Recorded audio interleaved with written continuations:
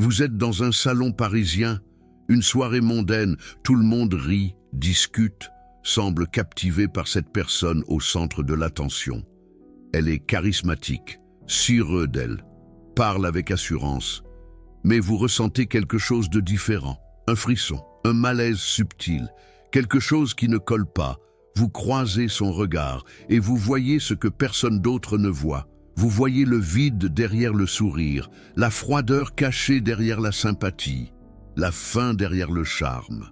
Et vous vous demandez, suis-je fou? Pourquoi suis-je le seul à percevoir cela? Carl Jung avait une réponse à cela. Et les neurosciences modernes confirment ce qu'il a découvert il y a plus de 100 ans. Vous n'êtes pas fou, vous êtes hypersensible.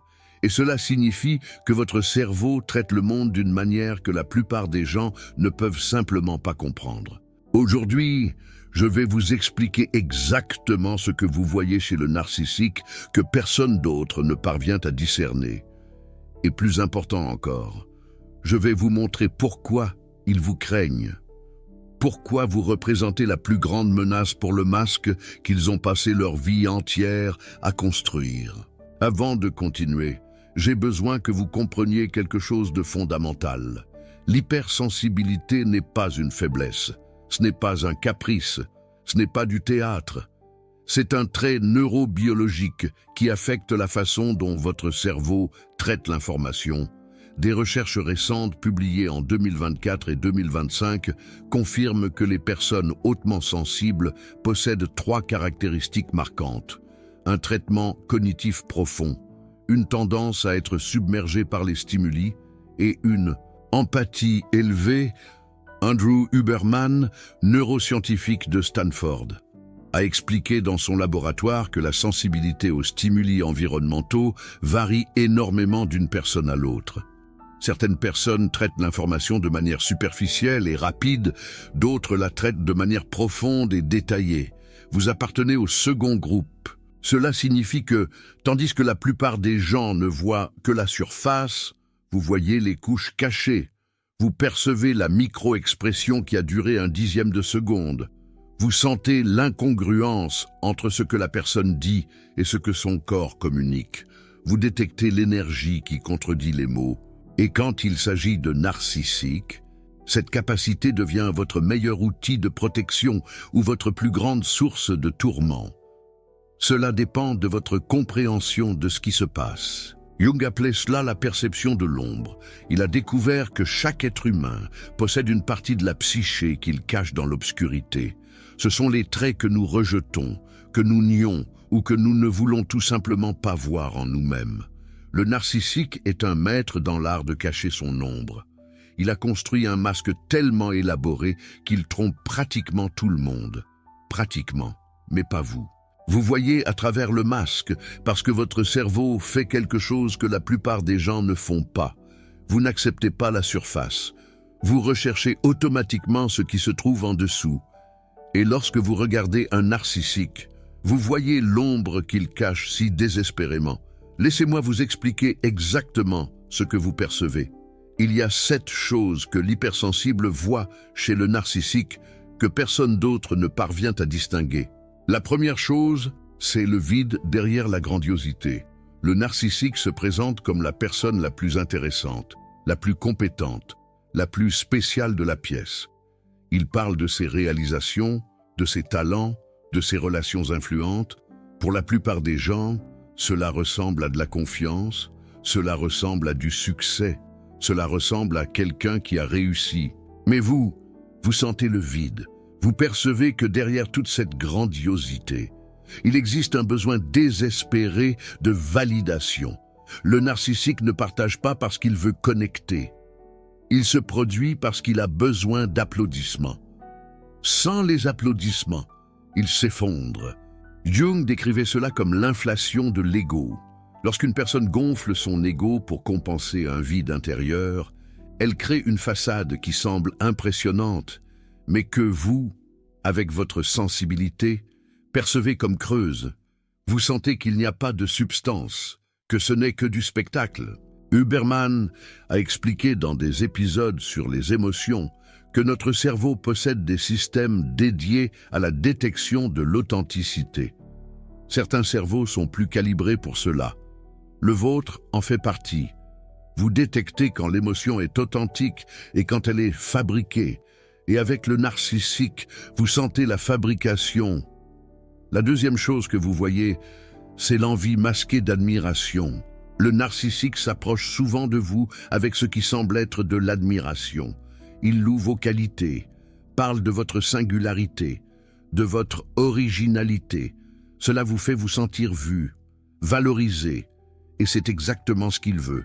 Mais vous, à un moment donné, vous percevez quelque chose d'étrange. Les éloges ont une saveur différente. Il y a quelque chose en dessous, et ce qui est en dessous, c'est l'envie. Le narcissique ne vous admire pas. Il vous envie. Et il s'approche de vous parce qu'il veut absorber ce que vous avez et qu'il n'a pas. Jung était très clair à ce sujet. Il a dit que l'envie est l'une des forces les plus destructrices de la psyché. Et le narcissique est mu par l'envie. Il voit en vous quelque chose qu'il ne peut pas avoir. Peu importe ses efforts. Vous avez l'authenticité. Vous avez la capacité de connexion véritable. Vous avez la paix intérieure. Et il veut cela. Des recherches sur le narcissisme confirment qu'au cœur du narcissique, il existe un déficit de plaisir et un profond sentiment d'envie. Il regarde les autres et sent que tout le monde a quelque chose qu'il méritait d'avoir. Et quand il vous regarde, il voit toutes les qualités qu'il feint d'avoir, mais que vous avez vraiment. La troisième chose que vous voyez, c'est le prédateur derrière le charme. Pour la plupart des gens, le narcissique semble charmant, sympathique, quelqu'un avec qui il est agréable d'être, mais vous sentez quelque chose de différent. Vous sentez une énergie prédatrice, une sensation de danger qui ne correspond pas aux paroles amicales. Ce n'est pas de la paranoïa, c'est votre système nerveux qui fait exactement ce pourquoi il a été conçu. Huberman explique que notre cerveau possède des circuits ancestraux dédiés à la détection des menaces. Ces circuits opèrent en dessous du niveau conscient. Vous sentez le danger avant de pouvoir expliquer pourquoi. L'hypersensible a ses circuits plus actifs. Vous percevez des menaces que les autres ignorent. Et lorsque vous êtes proche d'un narcissique, votre corps vous avertit. L'inconfort à l'estomac, la tension dans les épaules, l'envie de partir. Votre corps sait, même si votre esprit ne l'a pas encore traité. Jung appelait cela l'intuition. Il croyait que l'intuition était une fonction psychique qui perçoit des possibilités et des schémas que l'esprit conscient ne parvient pas encore à voir. L'hypersensible a cette fonction hautement développée. Vous intuitez l'intention réelle derrière les actions. La quatrième chose que vous voyez, c'est la manipulation subtile. Le narcissique est un maître en manipulation, mais il ne manipule pas de manière évidente. Il utilise des techniques tellement subtiles que la plupart des gens ne les remarquent même pas. Un commentaire qui semble innocent, mais qui est en réalité une critique déguisée. Un éloge qui est en réalité une façon de vous maintenir dépendant. Une question qui est en réalité une façon de collecter des informations à utiliser contre vous plus tard. Vous percevez, vous sentez le double sens. Vous détectez l'intention derrière les mots. Et bien souvent, on se surprend à penser, est-ce que j'imagine des choses? Suis-je en train de devenir paranoïaque? Non. Vous voyez ce qui est cela. La manipulation est bien réelle et vous êtes suffisamment sensible pour l'apercevoir. Le problème, c'est que lorsque vous essayez de l'expliquer aux autres, ils ne comprennent pas. Ils voient une personne sympathique, charmante. Ils ne voient pas les couches cachées. Et vous finissez par vous sentir isolé, fou, en tort. Mais vous n'êtes pas en tort. Vous voyez simplement ce que votre cerveau a été programmé pour voir. La cinquième chose que vous remarquez, c'est le manque d'empathie réelle. Le narcissique peut sembler empathique. Il peut prononcer les mots justes, faire les gestes appropriés, donner l'impression de se soucier de vous. Mais vous sentez la différence entre l'empathie jouée et l'empathie véritable. L'empathie véritable, vous la ressentez, c'est une connexion, une résonance. Vous savez que la personne est genuinement présente avec vous. L'empathie performée, vous la ressentez aussi, mais d'une manière différente. Il y a quelque chose de mécanique, de vide. La personne fait les mouvements, mais n'est pas réellement connectée. Les recherches en neurosciences confirment que les narcissiques peuvent avoir la capacité cognitive de comprendre les émotions, mais manquent souvent de la capacité affective de ressentir avec. Ils savent ce qu'ils devraient ressentir. Alors, ils imitent. Mais vous, avec votre sensibilité, vous percevez l'imitation. Carl Jung parlait de la différence entre la persona et le self. La persona est le masque que nous portons pour le monde. Le self est qui nous sommes réellement. Le narcissique vit dans la persona. Il a perdu contact avec le self. Et quand vous le regardez, vous réalisez qu'il n'y a personne de VRAI à l'intérieur. Seulement le masque. La 6e chose que vous remarquez, c'est la colère cachée. Derrière le charme et la sympathie du narcissique se cache une colère immense. Une colère qu'il dissimule la plupart du temps, mais que vous ressentez comme un courant souterrain. Vous percevez la tension, l'agressivité contenue, l'explosion qui attend de se produire. Et quand la colère finit par éclater, vous n'êtes pas surpris. Vous saviez déjà qu'elle était là, mais les autres sont choqués. Comment quelqu'un d'aussi sympathique peut-il être aussi cruel? Vous le saviez. Vous voyez la cruauté cachée depuis le début. Huberman et les experts en comportement expliquent que le narcissisme émerge souvent d'un trauma infantile, d'une sensation profonde de ne pas être assez bien. Cette sensation engendre de la colère contre soi-même, contre le monde, contre toute personne qui menace l'image soigneusement construite, et vous êtes une menace, parce que vous voyez à travers l'image, parce que vous percevez la vérité, et cela déclenche sa colère contre vous. La 7e et dernière chose que vous remarquez, c'est la peur. Oui, vous avez bien lu. Vous voyez la peur du narcissique. Derrière toute la grandiosité, le charme, la manipulation, se cache une peur profonde.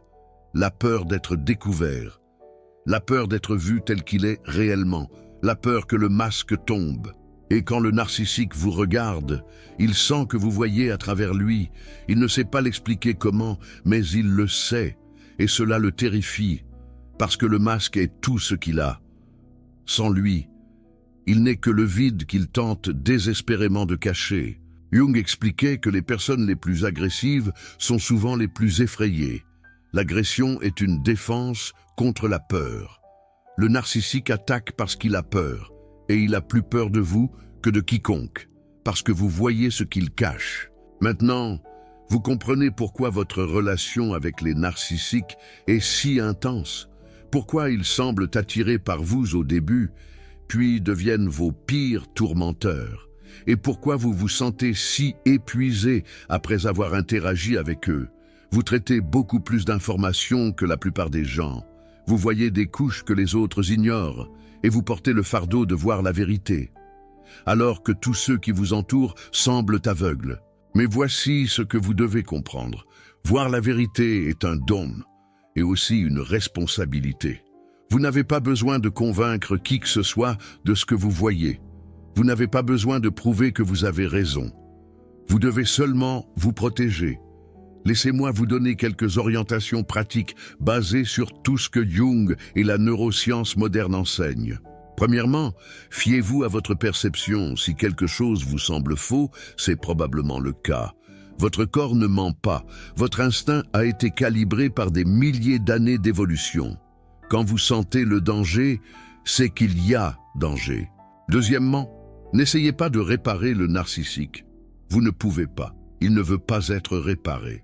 Il veut que vous soyez une source d'approvisionnement pour son ego. Votre empathie ne le guérira pas. Elle ne fera que vous épuiser. Troisièmement, établissez des limites fermes.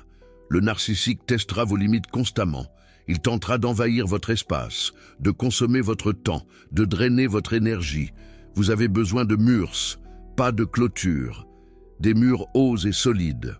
Quatrièmement, entourez-vous de personnes qui vous comprennent. Vous avez besoin d'un cercle qui valide votre perception. des personnes qui voient aussi les couches cachées, des personnes qui ne vous font pas sentir fou de percevoir ce que les autres ne perçoivent pas. Cinquièmement, prenez soin de votre énergie.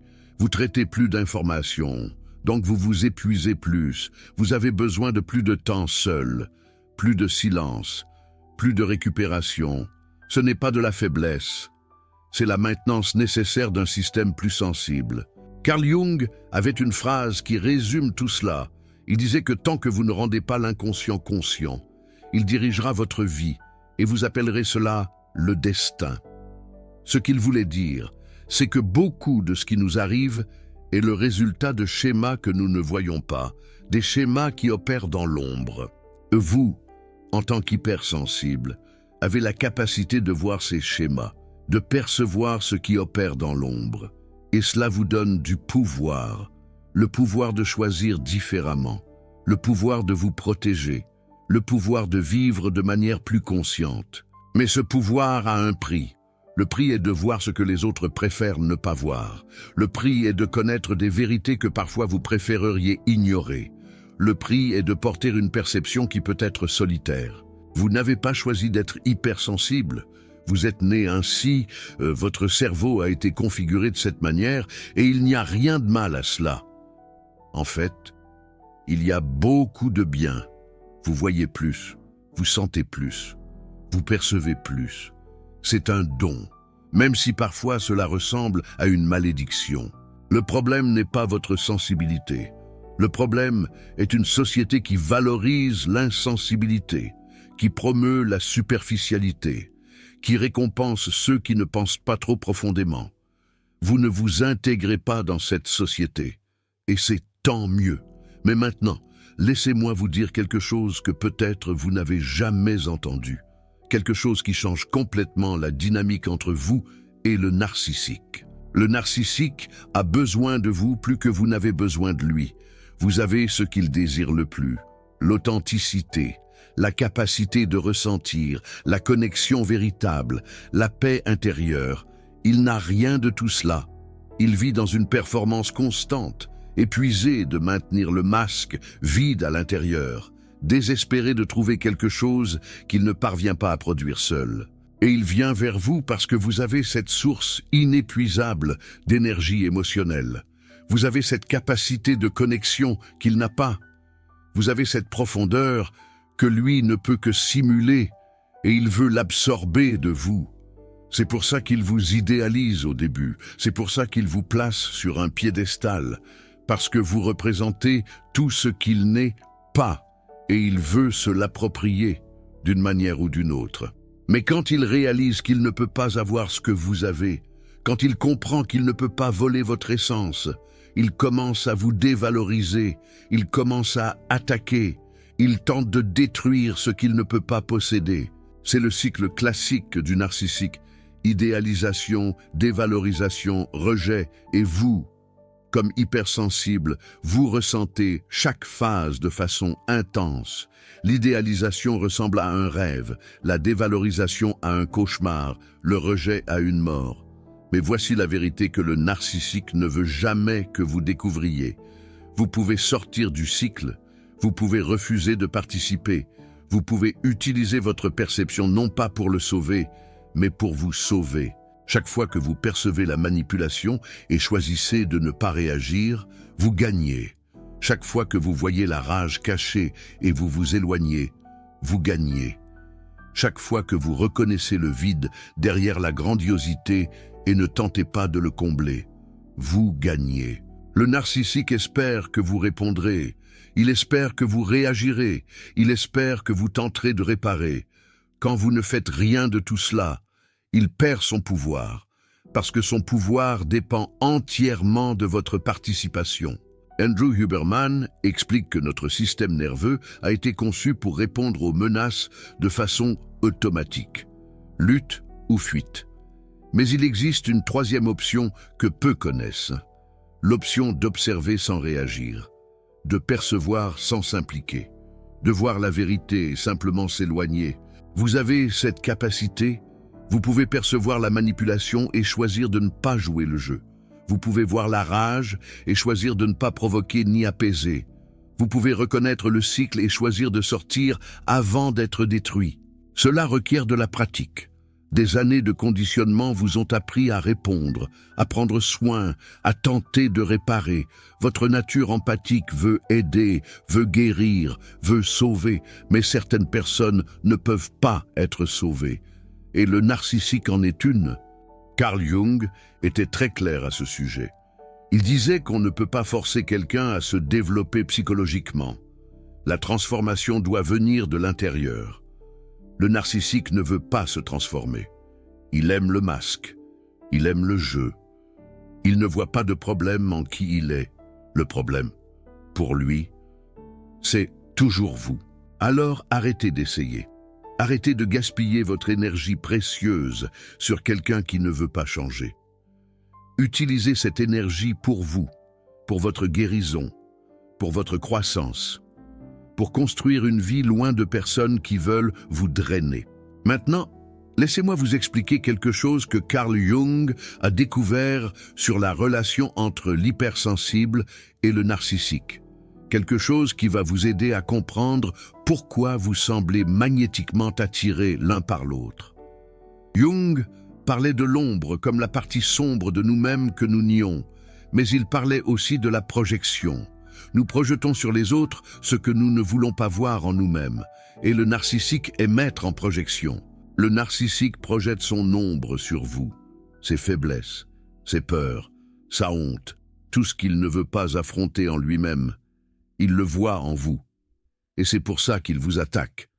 Parce qu'attaquer vous, c'est une façon d'attaquer des parties de lui-même qu'il déteste. Mais voici ce que Jung a aussi découvert. Nous pouvons aussi projeter l'ombre sur le narcissique. Nous pouvons voir en lui tout ce que nous rejetons en nous-mêmes. Et parfois, nous sommes fascinés par le narcissique parce qu'il représente des parties de nous que nous aimerions être plus ainsi, plus confiants, plus audacieux, plus centrés sur soi-même. Ça ne signifie pas que vous êtes un narcissiste. Ça signifie que vous avez des parties de vous qui ont été supprimées, des parties qui aimeraient avoir plus de voix, et le narcissique, de façon distordue, vit ces parties que vous avez supprimées. C'est la danse des ombres que Jung décrivait, deux personnes projetant des parties d'elles-mêmes l'une sur l'autre, créant une attraction intense qui semble être de l'amour, mais qui en réalité est une recherche inconsciente de parties perdues de soi-même. La guérison vient quand vous arrêtez de projeter, quand vous intégrez les parties que vous avez supprimées, quand vous développez votre propre confiance, votre propre voix, votre propre centre, alors le narcissique perd son magnétisme. Il ne représente plus rien dont vous avez besoin, et vous êtes finalement libre. C'est le travail d'individuation que Jung proposait, le processus de devenir entier, d'intégrer toutes les parties de vous, d'arrêter de chercher à l'extérieur ce qui ne peut être trouvé qu'à l'intérieur. L'hypersensible qui fait ce travail devient une force de la nature. Il maintient sa sensibilité, sa perception, son empathie, mais ajoute des limites, du discernement, la capacité de se protéger. Il voit le narcissiste pour ce qu'il est, mais ne s'implique pas. Il perçoit la manipulation, mais ne réagit pas. Il comprend la dynamique, mais choisit de ne pas participer.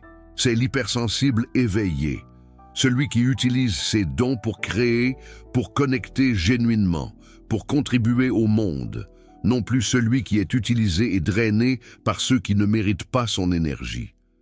Vous pouvez devenir cet hypersensible. Le chemin est ouvert. Le premier pas est de comprendre ce que vous voyez. Le deuxième pas est d'arrêter de douter de vous-même. Le troisième pas est d'agir en accord avec votre perception. Confiez-vous à ce que vous voyez. Vous voyez ce qui est là. Le narcissique vous craint parce que vous êtes la seule personne dans la pièce qui voit à travers le masque.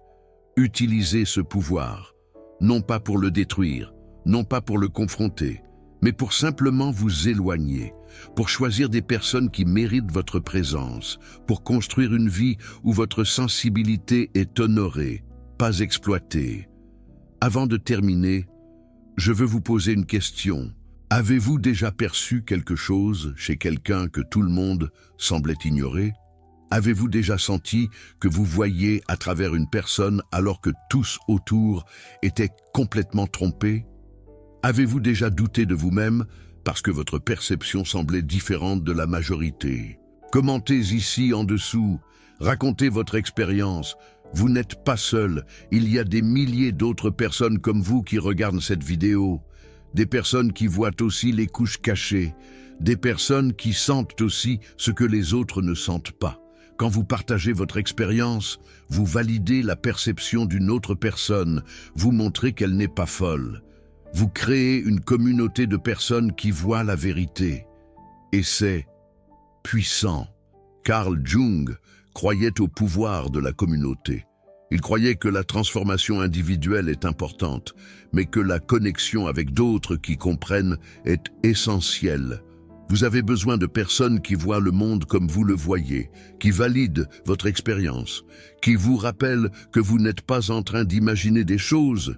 Alors commentez, participez. Faites partie de cette communauté de personnes qui sont en train de redécouvrir leur propre perception, qui sont en train d'apprendre à faire confiance à ce qu'elles ont toujours su, mais dont elles doutaient. Et si cette vidéo vous a aidé à comprendre quelque chose sur vous-même, considérez soutenir ce travail. Le Super Thanks juste en dessous est une façon de vous dire « ce contenu compte ». Vous n'êtes pas en train d'être drainé comme avec le narcissique. Vous choisissez de soutenir quelque chose qui vous apporte de la valeur, quelque chose qui vous aide à comprendre qui vous êtes. Recherchez ces enseignements, organisez ces informations, créez ce contenu, demande un travail intense et une étude approfondie. Lorsque vous soutenez, vous permettez que ce travail continue. Vous permettez que plus de vidéos comme celle-ci soient créées. Vous devenez partie intégrante de quelque chose de plus grande. Maintenant, laissez-moi conclure avec quelque chose que Jung a écrit et que je pense que vous devez entendre. Il a dit que la personne la plus terrifiante à rencontrer est soi-même. La plupart des gens feront n'importe quoi d'absurde, pour éviter de confronter leur propre âme. Le narcissique est l'exemple parfait de cela. Il a créé un masque élaboré, exactement pour éviter de se confronter à lui-même. Il projette, manipule, attaque, tout pour ne pas avoir à regarder à l'intérieur.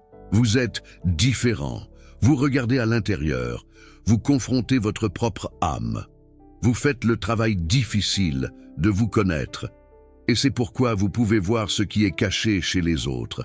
Votre don n'est pas une malédiction, c'est une responsabilité. Utilisez-le pour vous protéger, utilisez-le pour mieux choisir les personnes qui vous entourent, utilisez-le pour construire une vie qui honore qui vous êtes vraiment.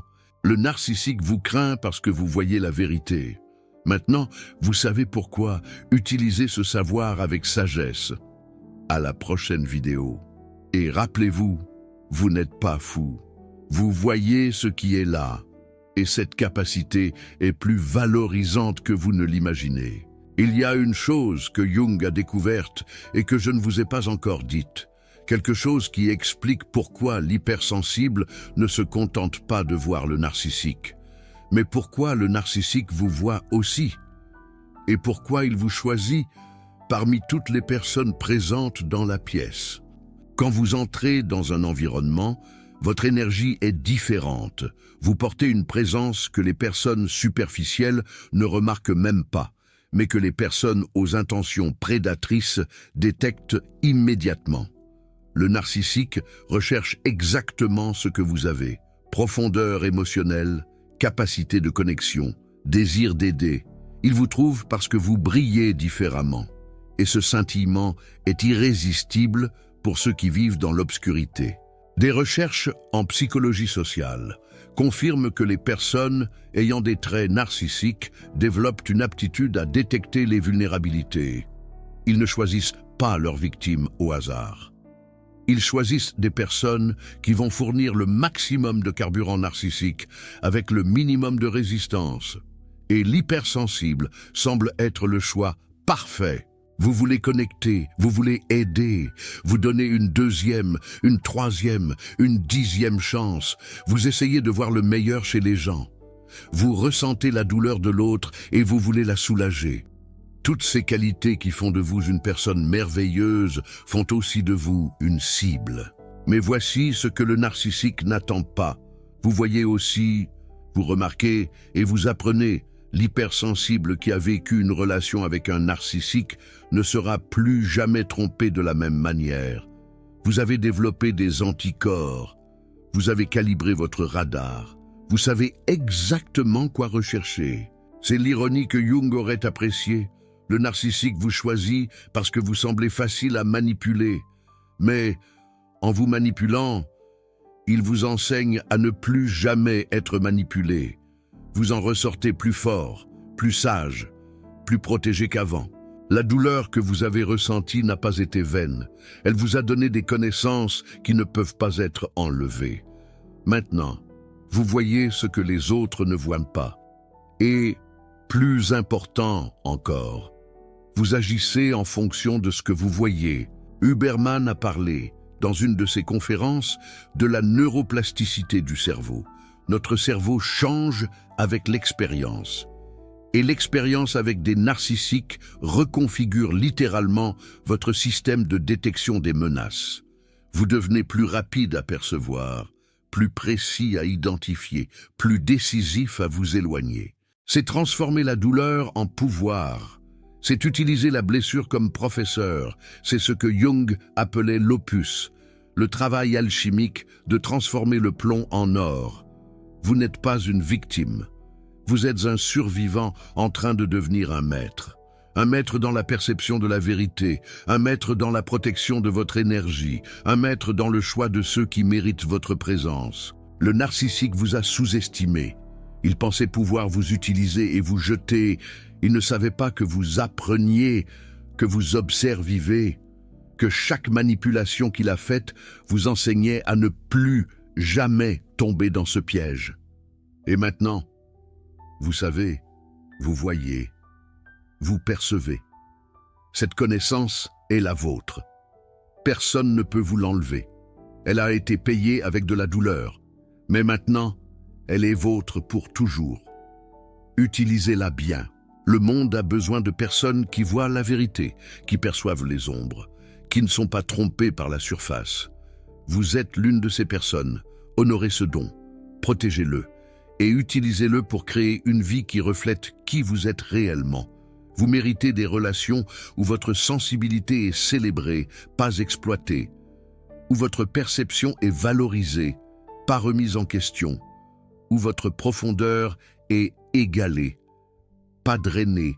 Ces relations existent, ces personnes existent, mais vous ne les trouverez que lorsque vous cesserez de gaspiller de l'énergie avec ceux qui ne le méritent pas, lorsque vous libérerez l'espace que le narcissique occupait, lorsque vous vous permettrez enfin de recevoir autant que vous donnez. L'hypersensible éveillé n'a besoin de convaincre personne de la vérité. Il vit simplement en accord avec elle. Et, en vivant ainsi, il attire d'autres qui voient aussi, qui sentent aussi, qui savent aussi. C'est votre communauté, c'est votre peuple, et ils vous attendent.